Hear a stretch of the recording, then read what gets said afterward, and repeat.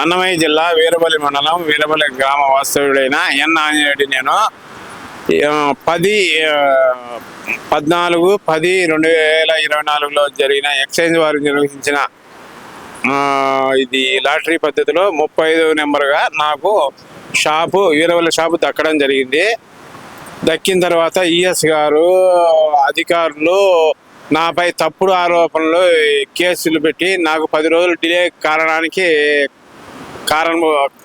Delay అయింది. తర్వాత వాళ్ళు ఇచ్చిన క్వశ్చన్లకు నేను సమాధానాలు పరిచి జనవాణి కార్యక్రమంలో నాకు తానేటి అనిత గారు ఈఎస్ గారికి ఫోన్ చేయడం వల్ల నాకు షాపు లైసెన్స్ దక్కడం జరిగింది. నేను ఎవరికి లొంగక షాపు జరుపుకుంటుండగా ఇప్పుడు అధికార పార్టీ వారు షాపును కలెక్టర్ గారి చేత వీరపల్లి షాపును గౌడ కులస్తులకు కేటాయించడం జరిగింది. ఏ ప్రాతిపదికన కేటాయించారో నాకైతే అర్థం కాలేదు. ఆ షాపు మారుమూల ప్రాంతము, అది ఒక్కరికి కూడా నష్టం, కౌంటర్ కష్టము.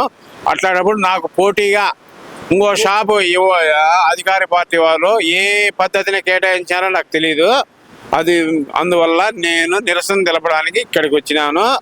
ఇక్కడ జనవాణి కార్యక్రమంలో ఎమ్మెల్యే గారు నాది సరిగా స్పందించడం లేదు, పక్కన పెట్టినారు నన్ను.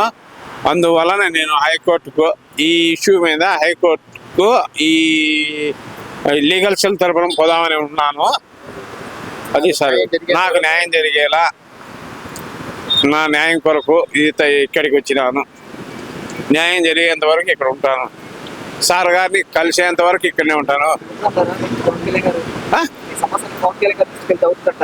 ఖచ్చితంగా అవుతుంది. ఇంతకుముందు కూడా అయింది, ఇప్పుడు కూడా నిన్న కూడా ఖచ్చితంగా అవుతుంది. ఈ ఇష్యూని పవన్ కళ్యాణ్ దృష్టికి తీసుకుపోయేంత వరకు ఈ ఆఫీస్ వదలను. 4 రోజులు కానీ 5 రోజులు కానీ ఇక్కడనే ఉంటా.